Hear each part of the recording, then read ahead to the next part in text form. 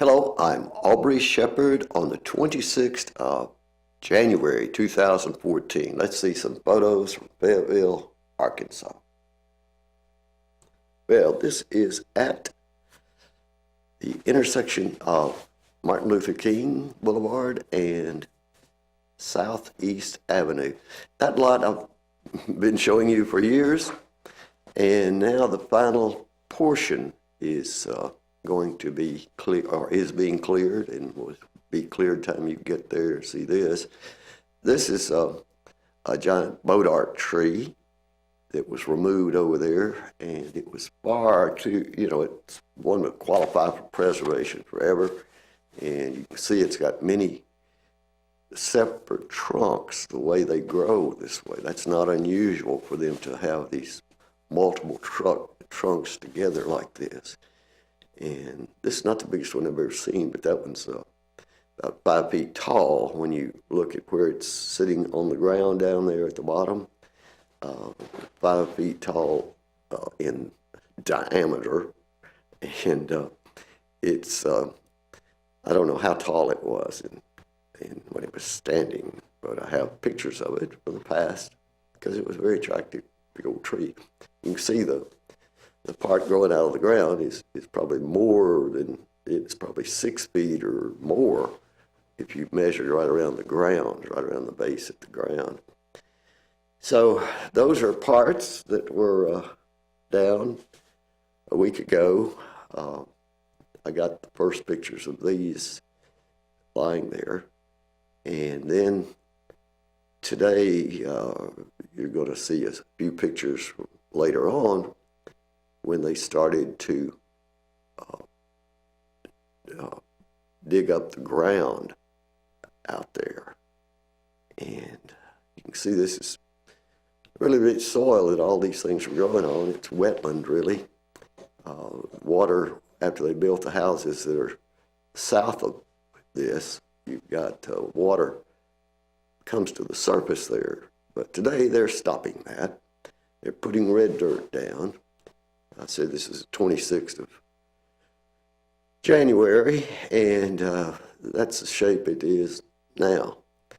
The red dirt's going in, but at that point they were just taking out soil, the dark, rich soil, no rock in it, and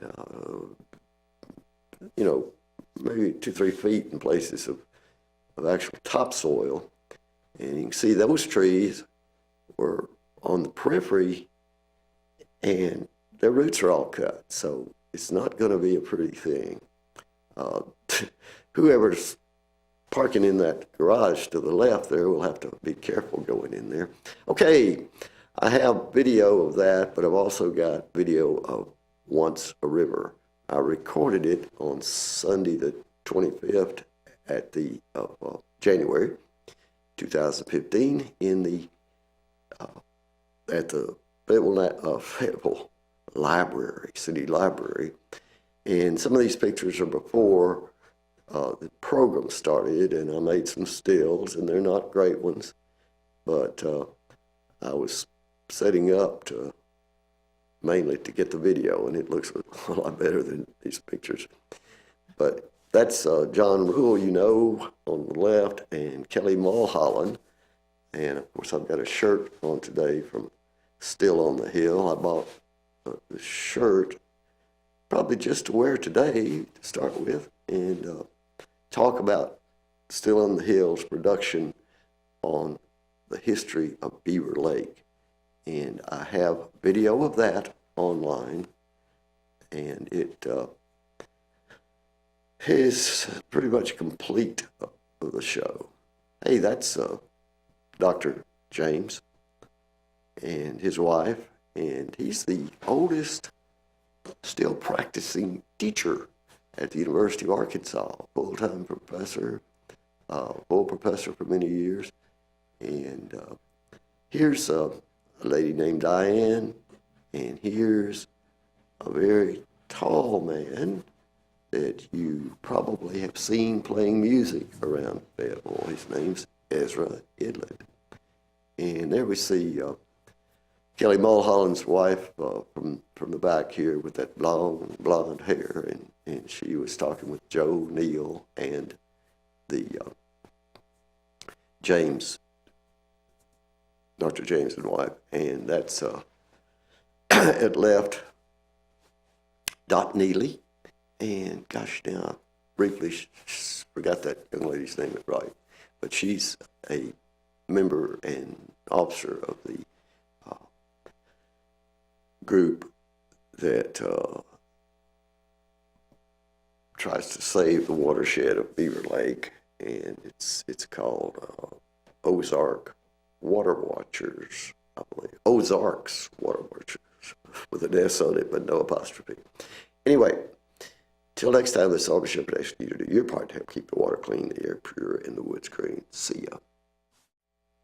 Hello, I'm Aubrey Shepherd on the 26th of January 2014 with some more Fayetteville, Arkansas photos. Well, that's downtown Fayetteville. That's the east side of Collier's drugstore downtown on Dixon Street. You can see the old houses, similar to the ones that were on that lot, in the background, and you can see other things such as the church's big parking deck, and at right you'll be seeing the post office in some of these pictures. What they're doing is drilling to find out, first they had to drill to find out how deep it was till they got to serious bedrock, and I think it's going to be something like 30 feet because, you know, they obviously discovered water under there in that process, and they'll have to pipe that water off, and they'll have to try to protect that water from pollution from above.